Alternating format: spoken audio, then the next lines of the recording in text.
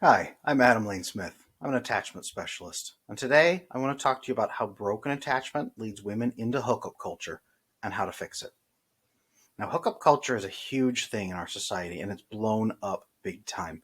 Those one night stands, those Tinder apps, meeting up with strangers, meeting up with someone that you have just had a few flings with, that's pretty common nowadays, or at least they would like us to think it is, and especially in the big cities. But it's also very harmful for a lot of women, and most women don't realize that. Most women don't realize what's being done to their brain and to their entire being. Because we're not just physical beings, we're also cognitive beings. We think and we feel and we make decisions. And when you add that much negative data into your system, it hurts. First, let's talk about broken attachment and what it does specifically with the female sex drive. Now, the female sex drive is built on two main pieces. Number one is relationships, and two is hormones. Now, a female's hormonal cycle changes her sex drive throughout the month, especially during ovulation. It also changes the kind of men you're looking for. Even during pregnancy, it changes how you react to your partner. If you're not aware of this, a female during pregnancy will have a different taste sensation.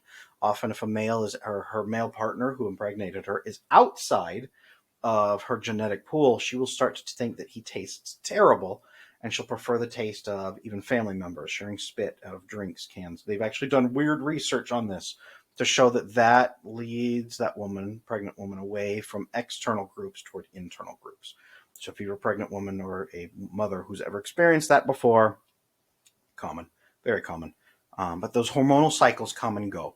They won't change who you are as a person. What often can change who you are as a person is broken attachment. Now, women in relationships tend to follow one of two patterns.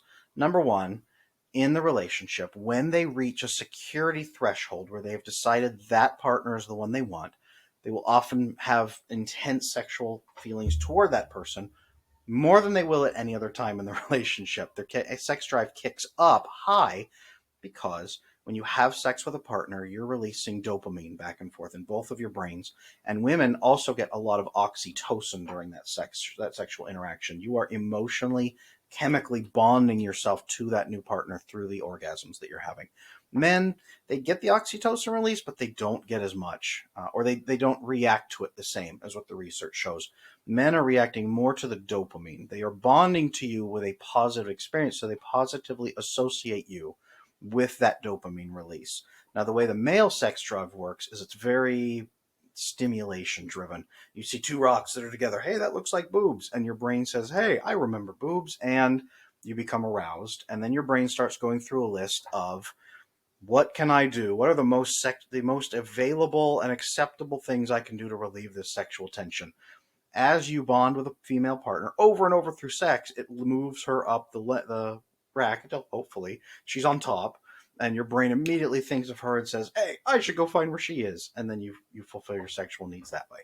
Yes, women, this is how the male sex drive works. Take it for what it is. If you're disgusted, it's worked for you all this time. So that's how the male sex drive works. As the female partner continues to have sex with him, she is emotionally bonding to him and feeling closer and closer and closer to him. He is feeling more positively about her and will booty call her when he's having sexual feelings, but that's not really where men gain the emotional bond. Men gain an emotional bond in a different way that we can talk about in a different video. But women are bonding through that orgasm. This is why hookup culture and one night stands and friends with benefits typically does not work, because if the woman is experiencing orgasms, actual orgasms, she is emotionally bonding with that person and becoming more and more intimate with them, and believes that they are more connected than they actually are, which the man will say, wow, she's getting really feely, I'm going to ghost her. So women, if you have experienced being ghosted by someone you thought was in love with you, that often is where that comes from.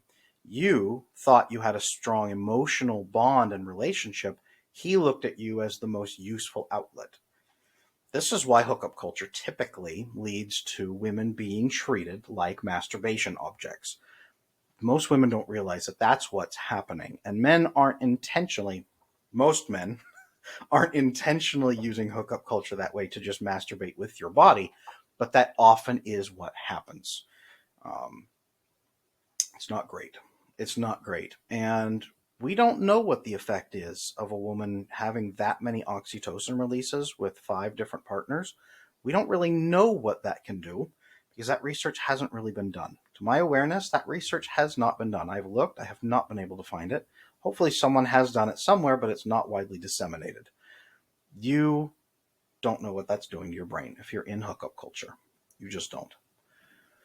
Now, what do you do about that? What can you do about that? If you've been in it all this time and you want to get out and you're hating it and you feel miserable and used, what can you do? Are there options? Will anyone accept you? Can you find a loving marriage after something like that? Well, the answer is yes. There is something you can do about it. The answer is also yes, you can find a loving relationship. However, to fix that, what you're going to have to do is undo those years of conditioning and fix the problem that probably led to you accepting that hookup culture in the first place, which usually is attachment. Attachment is the number one thing for the female sex drive, the healthy female sex drive, because if you are a woman and you have been in a relationship for long term, the sex is wild at the beginning as she bonds the two of them together and typically slows down. And if one or both have attachment issues, that sex can dry up really hard in the first year or 2 or 3. And especially as the marriage or long-term relationship goes on, the sex dwindles to almost nothing, and she doesn't know why. And she feels guilty, and she feels miserable. And what's happening is the female sex drive is supposed to be driven by emotional intimacy, connectedness with the partner, trust. When you have broken attachment, and if you've watched my earlier videos, you know that there is something you believe, there's something wrong with you on deep down inside that makes other people want to leave you and reject you when they, or hurt you when they see it. If you, as a woman, want to connect other people but can never show who you are, the only thing you have left to use is sex, because it has nothing to do with who you are. It's just your physical appearances and your behaviors. You can earn love and approval with sexual acts, and it's very common for women to do that in hookup culture, even in just regular dating.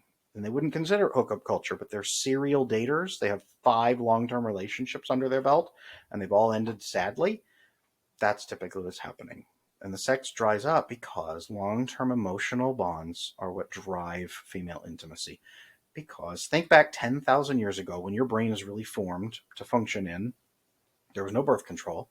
So if you're going to have sex over and over and over with a partner, you are probably going to get pregnant, and your brain needs to know that he is going to trust you and stay with you to provide for you and your children when you are, forgive the comparison, but when you are 10, when you're nine months pregnant and waddling and can't walk and can't get the things you need for yourself, and then when you're breastfeeding a baby, you need someone who is going to do that providing. Yes, we've fixed some of that in modern day with modern securities, but the brain is still back there. The brain still says, I will not bond with a man who is not emotionally connected with me and may leave me. I will not bond with a man I don't respect who might not provide for us. Even if you have everything provided for here, I never need anybody. Your brain still thinks it because that's what your brain is built for. If that is not present in a relationship long term, that female sex drive turns off because she does not want to get pregnant.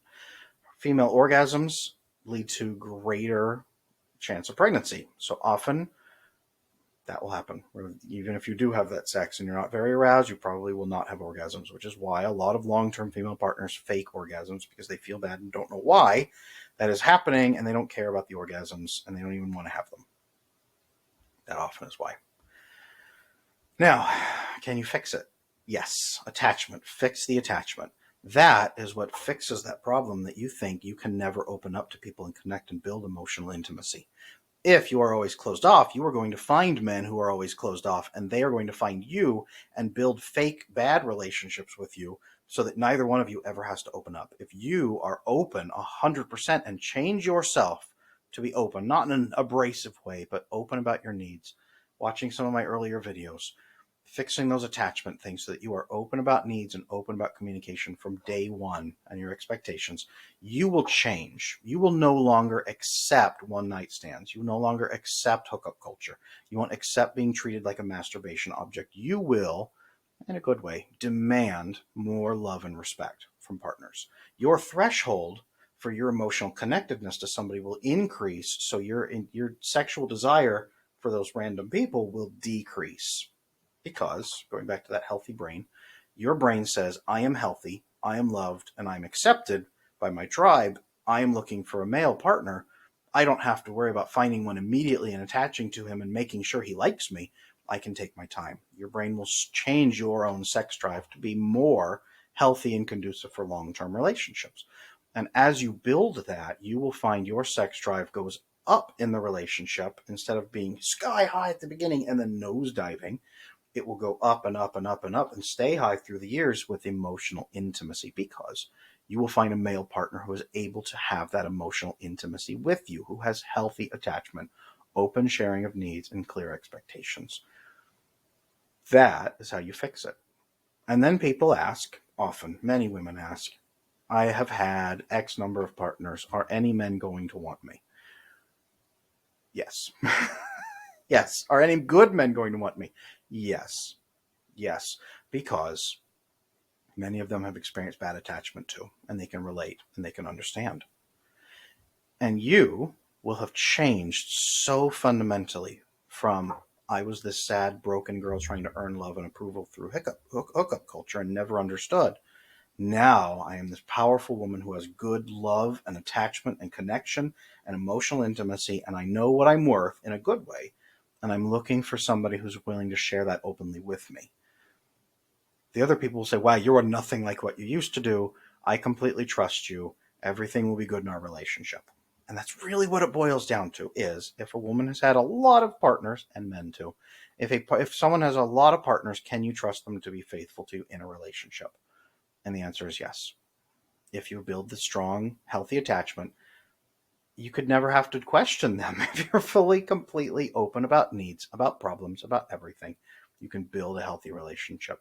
And people will trust you, and men will value you, especially as you get a little bit older. They will value your open honesty, your connectedness, your awareness. They'll value that. That's incredibly valuable. That is what you offer in relationships instead of sex, because that's really where that question comes from. I have had X number of partners and I'm no longer a virgin. Do I have anything to offer? Because I think all I have to offer is sex. That's really where that question comes from. If you learn to offer emotional connectedness, emotional maturity, emotional stability, good advice as his partner, that warmth, that love, that nurturing, if you can provide that, you become incredibly valuable as a human being, as a partner in all of your relationships, not even just your sexual ones. Your friendships will get better. Your family relationships will get better. Everything will get better. And you become a much sought after partner. That's how you fix it. That's how you find a better future. And that's how you hold on to hope without worrying that you have somehow ruined your only chance at happiness in life, because you haven't. You just need to change what you're offering. Do that, and you'll find fulfillment. Now, my name is Adam Lane Smith. I'm an attachment specialist. And if you have experienced hookup culture, if you're a woman who's in it, if you're a woman who's trying to get out of it, or if you're a man who has experienced that and walked through that path with somebody and now love her dearly, let me know. I'd love to hear your comments.